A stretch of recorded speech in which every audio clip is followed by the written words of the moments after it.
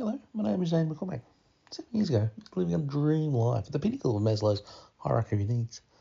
I live in Canberra, happily married for 6 years, with the most amazing 5-year-old boy, Moby. I was working as a business strategy manager for Lockheed Martin Space Systems Company, and I'd just flown to Edinburgh, Scotland, where I'd helped organise and run the Global Space Traffic Management Workshop. But a landslide brought me down, and early this year I was a disabled, unemployed, homeless bum living with his mum. I took my love, I took it down. I climbed a mountain, I turned around.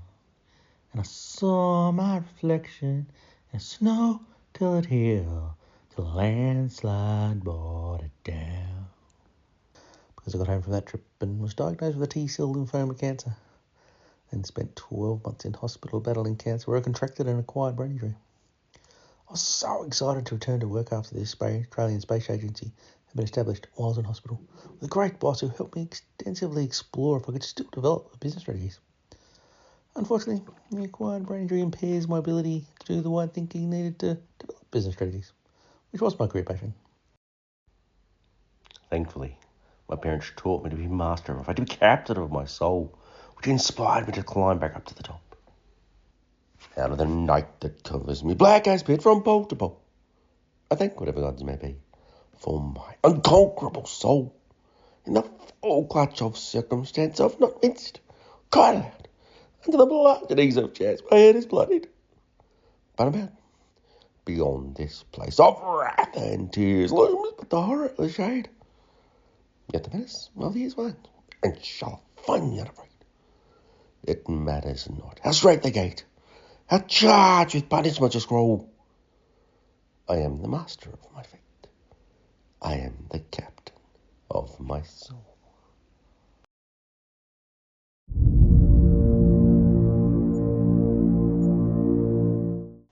Luckily, I had a diverse career to draw upon, and I landed a job in quality assurance with an innovative Australian-owned software development company specialising in data analysis. It was such a great change because I knew quality assurance really well, didn't need the wide thinking skills I lacked, and I really enjoyed it. Even better, the company had outstanding, flexible working practices. It made it so much easier to deal with my acquired brain injury.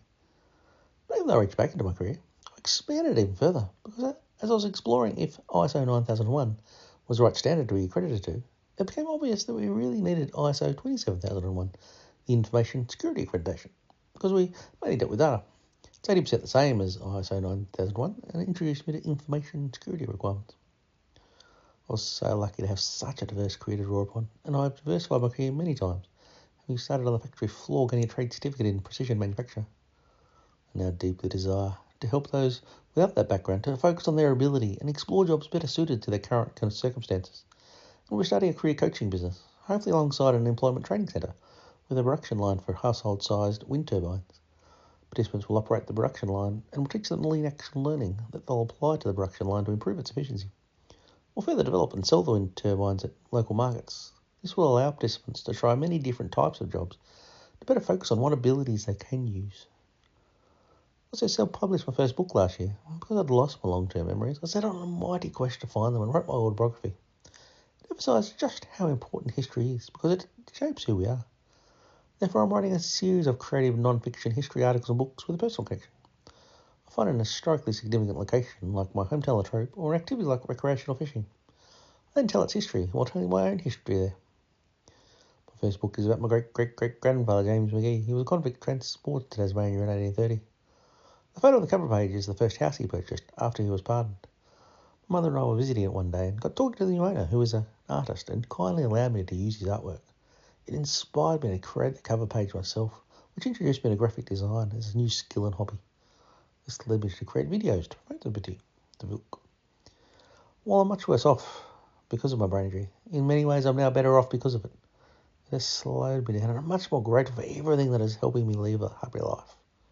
Never would have published a book if I hadn't lost my long-term memories. Never would have started a disability employment training centre. I thank my brain injury for these opportunities.